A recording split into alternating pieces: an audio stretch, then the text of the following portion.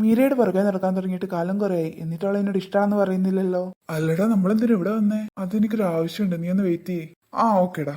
ഏയ് ചേട്ടാ. ആ സാറ് പറഞ്ഞോളൂ, സാറിന് എന്താണ് വേണ്ടത്? അത് ചേട്ടാ, എനിക്ക് 2 ഡയറി മിൽക്ക് സിൽക്ക് വേണം. ഓ, അത് അപ്പുറത്തെ റോയിലാണല്ലേ. താങ്ക് യു ചേട്ടാ. സാറിന് വേണമെങ്കിൽ ഞാൻ പോയി എടുക്കാം. ഏയ് ഇല്ല ചേട്ടാ, അതിന്റെ ഒന്നും ആവശ്യമില്ല, ഞാൻ തന്നെ എടുത്തോളാം. Okay sir. നീ വല്ലാണ്ടങ്ങ് നന്നായല്ലോ. 1 രൂപയുടെ മുട്ടായി പോലും വാങ്ങിത്തരാത്തവനാ ഇന്ന് ഡയറി മിൽക്ക് സിൽക്കൊക്കെ വാങ്ങിത്തരുന്നേ. അയ്യടാ, ആര് പറഞ്ഞു നിന്നോടത് നിനക്കാന്ന്? എടാ അളിയ, നീ അത് രണ്ടും കൂടി ഒറ്റക്ക് തിന്നാളെ ഉറപ്പാടാ. എടാ എന്റെ കൊതി കിട്ടുവേ. എടാ പൊട്ട, അത് എനിക്കല്ല, അശ്വതിക്ക് വേണ്ടിട്ടാ. അതിന് അശ്വതി നീ തമ്മി സെറ്റായോ? അവൾ ഇതുവരെ നിന്നോട് എസ് പറഞ്ഞിട്ടില്ലല്ലോ. അതൊന്നും പറഞ്ഞിട്ടില്ല, പക്ഷെ ഉടനെ പറയും. അതെങ്ങനെ? ഞാനിപ്പോ ഈ 2 ചോക്ലേറ്റും വാങ്ങിയിട്ട് അത് നേരിട്ട് അശ്വതിയുടെ കൈ കൊടുക്കില്ല.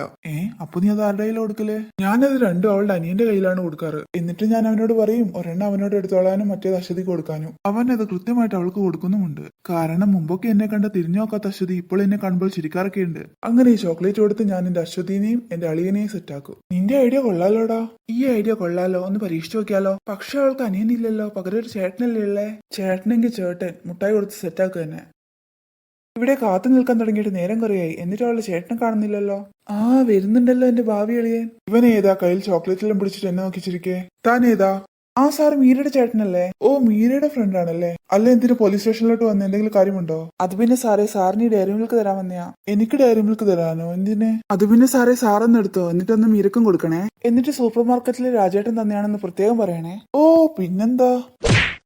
അയ്യോ, എന്റെ അനിയത്തിനെ വളക്കാൻ വേണ്ടിട്ട് എനിക്ക് തന്നെ മുട്ടായി തരാൻ വന്നിരിക്കുന്നല്ലേ. യാ